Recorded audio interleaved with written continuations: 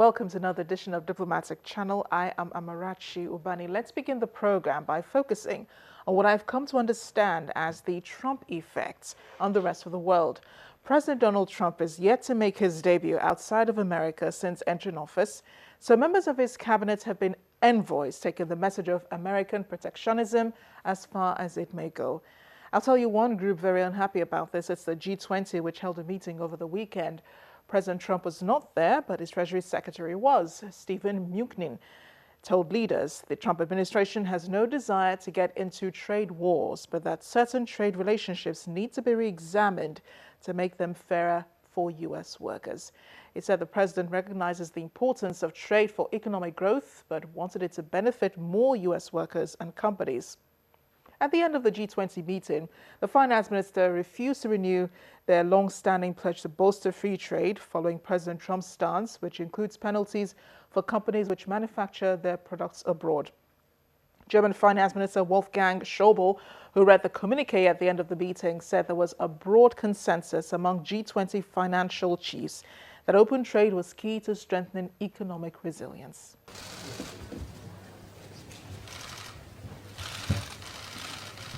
The communiqué, read by the German finance minister, spoke the minds of Europe's finance ministers. But for some members, like France, the language against protectionism was not strong enough.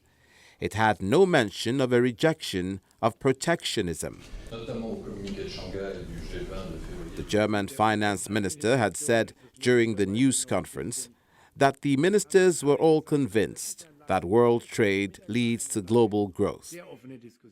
But when asked why a clear rejection of protectionism did not feature in the final document, he said it wasn't that they were not united, and that it was totally undisputed that they were against protectionism.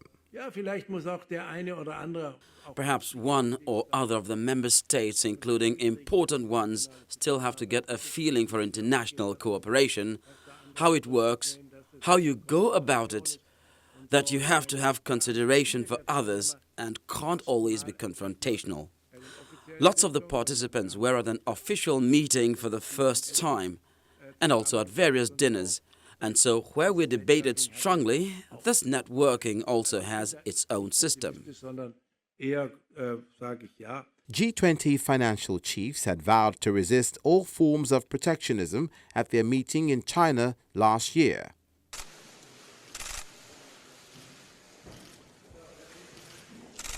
The German finance minister had met with visiting U.S. Treasury Secretary on Friday, where he said they'd laid basis to speak openly and find solutions together. But he disclosed that Germany and the U.S. did not reach an agreement on all points. None said something about protectionism rather than openness in the global economy.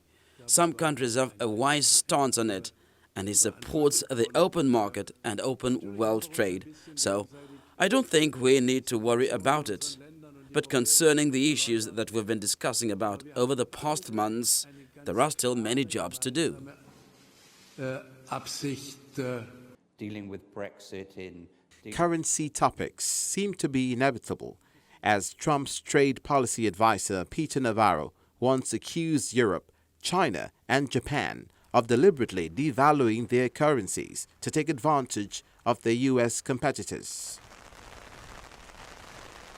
The U.S. Treasury Secretary held other closed-door meetings with France and Japan. Agreements are reciprocal, that they're fair. As the meetings ended on Saturday, the German finance minister said there'd been a lot of goodwill at the meetings, but he is not certain how that will play out in future trade relations. Let's get some analysis now from the Chief Executive Officer of Cowry Asset Management Limited, Mr. Johnson Chukwu.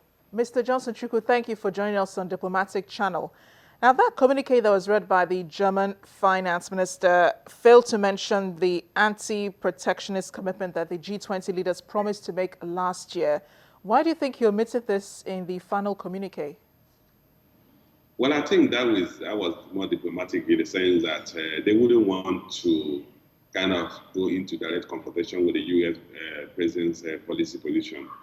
in as much as if you look at the policy, the communique that was announced, they were very strong on that the fact the G20 will continue to adopt an internationalized monetary policies. They even talked about Africa. They're going to adopt monetary and fiscal policies, and they're going to engage more of Africa. And they've emphasized that they want to continue to strengthen the safety nets in international monetary safety nets. But basically, why they skipped mentioning specifically something that will be a direct competition with the U.S. policy, because they have continued, I think there's continuous engagement between the G20 and the U.S. presidency to see how they can get President Trump to toe the lines of international organizations on free movement of goods and services, on open borders, on like what the president of the U.S. his current position is. President Trump has aggressively pursued that America First policy, but you believe that this would negatively harm the U.S. as it relates with other countries, especially the G20? Well, it's not just the U.S. You harm both the U.S. international standing and the U.S. Local policies. If you look at the U.S. International standing, part of it was gained because of U.S. interventionist rules, particularly with respect to improving living conditions in other countries. U.S. came into prominence after the Second World War, not necessarily because it had the military might, but because it intervened to build back countries like Germany and Japan. And that also gave it a humanitarian face. I don't think U.S. will get anything by thinking that it will command global respect through military might. That era has gone. Today, what people are interested in, how do I engage you? What do I benefit from my relationship with you? And the U.S. government over time will realize